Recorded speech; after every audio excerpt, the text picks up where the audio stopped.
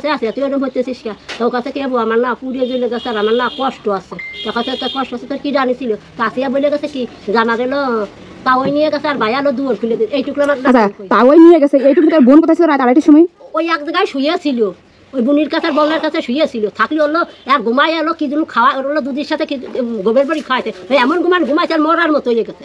আসসালামু আলাইকুম সম্মানিত দর্শক মণ্ডলী, দেশ ও প্রবাস থেকে কাছে ও দূরে, দেশের দূর দূরান্ত থেকে যারা ঠিক এই মুহূর্তে আমার এই ভিডিওটি দেখছেন সকলকে জানাই আন্তরিক শুভেচ্ছা ও অভিনন্দন। সম্মানিত দর্শক মণ্ডলী, কুলাঙ্গার হিটু শেখের কারণে আজ আসিয়ার বাবা অসুস্থ হয়ে পড়েছেন। তাদের দিকে তাকালে চোখের পানি ধরে রাখা যায় না। প্রিয় দর্শক, একমাত্র হিটু শেখের কারণে কিন্তু তাদের এই অবস্থা, নেই কোনো শান্তি, তাদের পরিবারের সব কিছু কেড়ে নিয়েছে ওই হিটু শেখ। তার কারণেই কিন্তু আজ এই হিটু শেখের কারণেই আজ এই সংসারে এত দুর্দশা। দুটো পরিবার ধ্বংস হয়ে গিয়েছে, একদিকে আসিয়ার পরিবার, অন্যদিকে হামিদার যে সংসার ছিল সেটি কিন্তু ভেঙে গিয়েছে। প্রিয় দর্শক, এই বিষয়ে কিছু তথ্য আপনাদেরকে আজকের এই ভিডিওর মাধ্যমে দেখাবো। হিটু শেখের কারণে আসিয়ার বাবার কি করুণ অবস্থা, এই বিষয়ে বিস্তারিত আজকের এই ভিডিও দেখতে পারবেন। তাই ভিডিওটি অত্যন্ত গুরুত্বপূর্ণ হতে চলছে, না টেনে শেষ পর্যন্ত দেখার অনুরোধ করছি। তার আগে ছোট্ট একটা রিকোয়েস্ট, আপনি আমাদের এই চ্যানেলটি নতুন দর্শক হতে অবশ্যই চ্যানেলটিকে সাবস্ক্রাইব করে পাশে থাকা বেল আইকনটি অন করে দিন। প্রিয় দর্শক, তাহলে চলুন কথা না বাড়িয়ে লাইক করে দেখতে থাকুন সম্পূর্ণ ভিডিওটি। এটা কি আমাদের আসিয়ার আব্বু? আপনি কি অসুস্থ? জ্বর হয়েছে?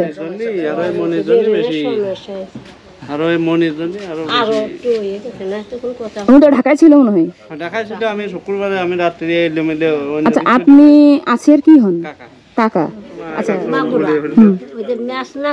ওনার সাথে কথা বলতেছি, ম্যাজিস্ট্রেটের সাথে। হ্যাঁ, কথা বললি সেই সময় বলতেছে কি যে তুমি ভালো হয়ে রেখো, তাও কথা যে আমি যেটুক দেখেছি আমি সেইটুক বলতেছি। ওর বোন কইছে আপু, তাও দেখে কি পিসাব করতে গেছে, গেলি পারে ও বলে উঠে বলে উপরে খাটের পার শুয়াইছে, তহির পার শুয়ালি, তাহলে কাছে আপু তা ওর কাছে আছে, তুই ওরকম হইতেছিস কে? তো ওর কাছে কে আমার না পুড়িয়ে জ্বলে গেছে আর আমার না কষ্ট আছে, তোর কাছে তোর কষ্ট আছে, তোর কি জানিছিল? কাছিয়া বলে গেছে কি জানা গেল তাওই নিয়ে গেছে আর ভাই আলো দুয়ার খুলে দিল, এইটুকু আমার। আচ্ছা, তাওই নিয়ে গেছে, এইটুকু তোর বোন কোথায় ছিল রাত 2:30টার সময়? ওই এক জায়গায় শুয়েছিল, ওই বুনির কাছে আর বলার কাছে শুয়েছিল, থাকলে হলো আর ঘুমাই এলো কি যেন খাওয়া হলো দুধের সাথে কি গোবের বাড়ি খাওয়াইছে, ওই এমন ঘুমাইছে আর মরার মতো হয়ে গেছে মল্লিপাড়া। তারপরে সর্জিফির কাছে কি যে তোমার বাপ না একটু এইরম এরম হইতেছে আকির এইটা আসিয়ার কাছে, তা ও আবার যেই কইছে সেই আবার সর্জিফ আবার ওর দৌড়ে 2 ডানার পিঠি তুলে কিলে মারছে।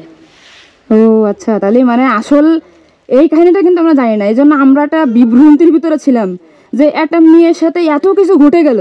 ওর নিয়ে তারপরে আর একটা কইছে কি যে মা আপু এটা মা ওইলো বারান্দায় খাড়াইয়ে গামছা নিয়েছিল, তাও এবার নিয়ে যে বাইরে নিয়ে গেছে, সেটুকু হামিদা জানে না, জানে না, খালি যেটুকু যে শোয়া ছুঁইতে নিয়ে আসে ওইটুকু হামিদা জানে। তা আপনার আমি যদি নিয়ে যদি চলে যাই, আপনি কি দেখতেছেন যে আমি কোন জায়গায় নিয়ে যাচ্ছি?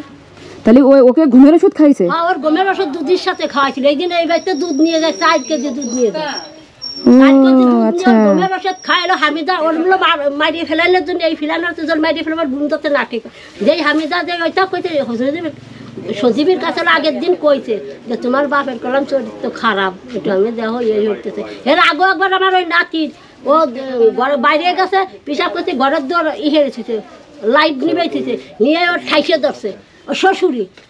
তারপর আমরা ডলফাত করে ওই বাড়ি ফাটাইছি। আপনার কি হয়? আমার নাতি নয়। আপনার বাড়ি কোন জায়গা? আমাদের বাড়ি ওই পাশে। এই এটা তো বড় ভাইয়ের বাড়ি, আর এটা হলো বড় সালের বাড়ি, ওই জন্য ছোট সালের বাড়ি। আপনি কি আপন দাদি? হ্যাঁ। না না, এখন যেমন আমরা ক্লিয়ার হলাম বিষয়টা, মানে এখন আমরা যেভাবে ক্লিয়ার হলাম এইভাবে ঠিক হয়েছে, মানে মেন ওকে ঘুমের বসে বডি খাওয়াইছিল, তো যে কারণে আসলে ওর সাথে খাওয়াইছিল, খাই এমন ঘুমাইছে যাতে ঠিক যাতে না পায়, ওর উঠাইয়া নিয়ে এসে তাহলে ওর এটুকু হয়েছে যে সব হুশ হয়েছে নিয়ে এসে সে সময় কাছে আপা আমার না এরকমের যাচ্ছে, শ্বশুর আগেও এরকম ওই করেছে।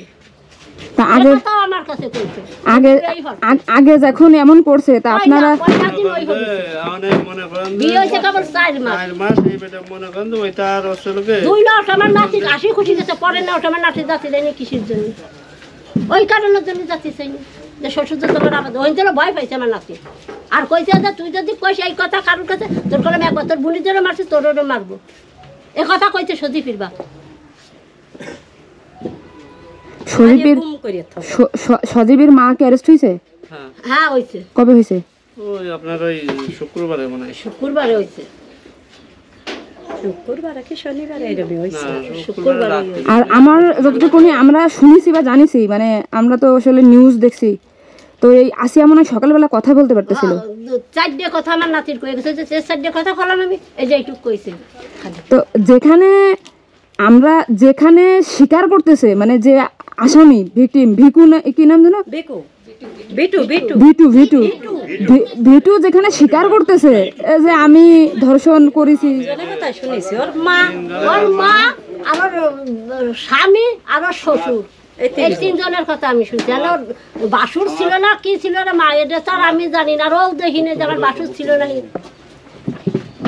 খালি আমার নাতিন ওই কথা 4টে কথা কইয়ে আমার নাতিন সেই সময় 4 বছর ওই আর কোনো প্রতিফেনি হসপিটালে নিয়ে যায় সেই সময় ওরা হাসপাতাল এসে নিয়ে যায় নিয়ে গেলে পরে যে পলাই ওর মা পলাই যায় থাকবি তো যে বুঝবি তো যে বুড়ে কি যে কি হয়েছে আমরা এটা দেখি তা না সেই সময় পলাই তোর মা তো এই পরিবারের প্রত্যেকটা লোক জানে মানে ওদের পরিবারের মানে ওই বাড়ি যারা ছিল মানে ওদের ওই মানে ফ্যামিলিতে 4 জন থাকলে 4 জনই জানে 4 জন 5 জন একটা ওর দাদির সঙ্গে আছে না দাদি ছাড়ি ভালো মানুষ ওনার দই দেওয়া যাবে না ও সে যে একা করে কয় আমার সালে ফাঁসি না না কেন বলতেছি উনাকে দেখে আমার খুব মায়া লেগেছে মানে উনি আসলে খুব সেও বাড়ি থাকে না ওই তো আমার মায়ের বাড়ি সালের বাড়ি থেকে ওদের পাশে থাকি তাও থাকে না একটা বৃদ্ধ মা তার ছেলের নামে এমন কিছু মানে তার খুবই কষ্ট কারণ আমি দেখছি আমি গেছিলাম তো উনাকে দেখে খুব মায়া লাগছে আমি ওইখানে গেছিলাম বা তো জানে আরে গালি পারে যেমন নাতিন কয় যে বুড়ে ওই না দাদি আমার শাউরি দেখতে পারে না যা টাকায় আলাদা চাইল নিয়ে বাংশির বাড়ি নিয়ে লাইন দেখাইছে ওই বুড়ি। প্রিয় দর্শক আশা করি সম্পূর্ণ ভিডিও দেখে আসলেন ভিডিওতে যে বিষয়গুলো দেখলেন এই বিষয়ের উপর আপনার কি মতামত থাকলে অবশ্যই আপনাদের মূল্যবান মতামতগুলো কমেন্টে জানিয়ে দেবেন। তো আজকের মতো এখানে শেষ করছি আবার দেখা হচ্ছে পরবর্তী ভিডিওতে সে পর্যন্ত সকলে ভালো থাকুন সুস্থ থাকুন আল্লাহ হাফেজ।